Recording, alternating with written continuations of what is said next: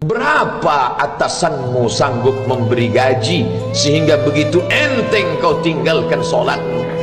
Apa yang dijanjikan istrimu sehingga begitu enteng kau berikan yang haram? Hanya rayuan sesaat, padahal dia pun akan meninggalkanmu sebelum masa tua tiba. Apa yang dijanjikan anak-anakmu? Ayah, kami akan menjagamu di hari tuamu nanti, maka berikan kami yang kami inginkan. Belikan kami rumah yang besar, belikan kami kendaraan yang mewah. Nanti setelah hari tua kami akan menjagamu, kata mereka. Tapi setelah kita tua, dosa-dosa begitu banyak terkumpul, mereka pun meninggalkan kita di panti jompo yang penuh dengan kesunyian, hening, sepi. Suara cucu tak terdengar menangis, karena mereka pun malu mengakui kita sebagai orang tua. Suapkanlah yang haram ke mulut mereka, berikanlah yang batil ke dalam perut mereka. Itu hanya akan menjadi azab di dunia sebelum hari kiamat tiba. Ishma syi'ta, hiduplah sesuka hatimu. Ishma syi'ta, apa yang mau kau makan, makanlah. Apa yang akan kau bekerjakan, kerjakanlah. Fa innaka mayyit, tapi ingat, kau akan menjadi mayat, kau akan mati.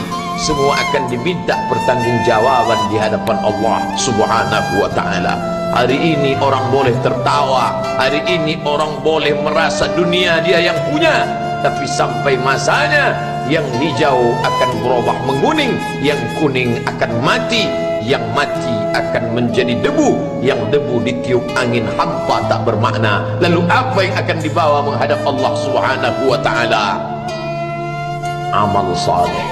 Kalau pernahlah mulut itu membaca sepotong dua potong ayat sebelum berangkat bekerja, kalau sempatlah masuk ke kamar mandi mengambil air wudhu, solat sunat duha sebelum berangkat bekerja, kalau sempatlah ketika duduk dalam suasana santai membuka iPad lalu dibuka Quran digital sambil melihat beberapa ayat merenungkan maknanya mengingat mati, kalau sempatlah mulut mengucapkan subhanallah wa bihamdihi subhanallahil azim, kalau sempatlah anak istri dibawa ke masjid iktikaf mendengarkan pengajian, kalau sempatlah beberapa persen dari pendapatan itu dilimpahkan ke rumah anak yatim panti jompo masjid, kalau sempatlah beberapa meter tanah dibeli untuk pembebasan mendirikan rumah Allah, kalau sempat memberikan beberapa karpet untuk rumah yang selalu ditinggalkan, kalau sempatlah membelikan beberapa kilo beras untuk yatim piatu dan panti jompo,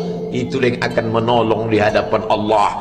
Adapun rumah besar dengan beberapa semen, dengan beberapa busi yang banyak, semua akan menjadi tinggal kenangan.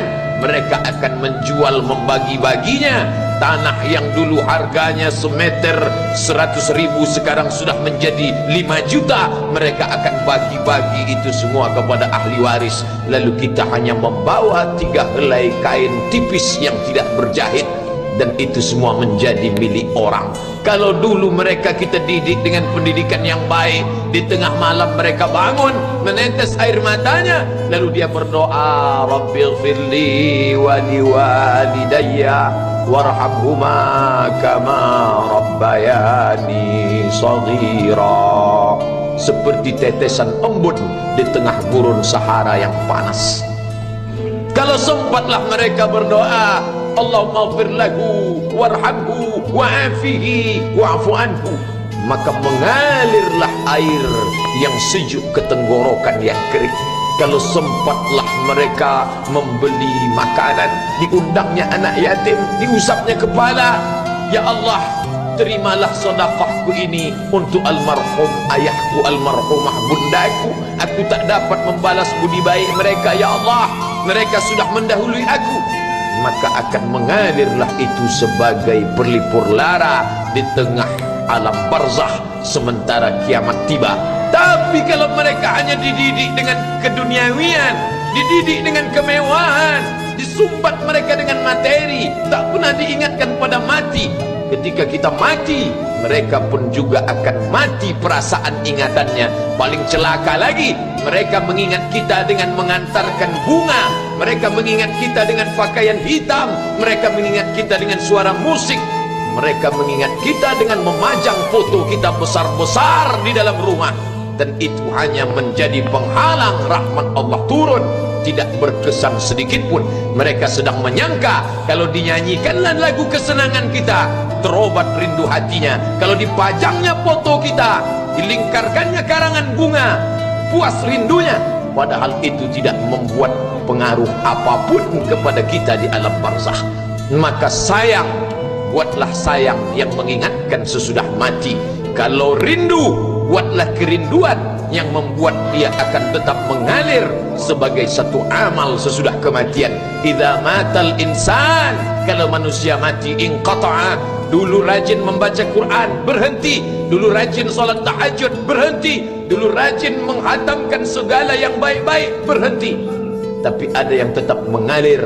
Di antara yang mengalir itu adalah shadaqatun jariyah. Sempat membelikan beberapa bungkus nasi, nampak orang tua di panti jompo menyuap nasi itu, menggeletar tangan mereka karena usia lanjut, menetes air mata. Kita bukan sedang melihat orang tua, kita bukan sedang melihat orang lain. Saat itu kita sedang melihat potret diri kita 30 tahun yang akan datang. Di mana aku 30 tahun akan datang? Surga, kenikmatan yang luar biasa, tapi dia tidak akan dimasuki oleh orang yang biasa-biasa. Solat biasa, baca Quran biasa, zikir biasa, untuk mendapatkan yang luar biasa. Maka itu bukan perimbangan ibadah yang fair. Hanya dengan solat wajib biasa, hanya dengan baca Quran biasa, hanya dengan zikir biasa, hanya dengan sedekah biasa, berharap akan masuk ke dalam surga yang luar biasa, maka sungguh bukan suatu perimbangan.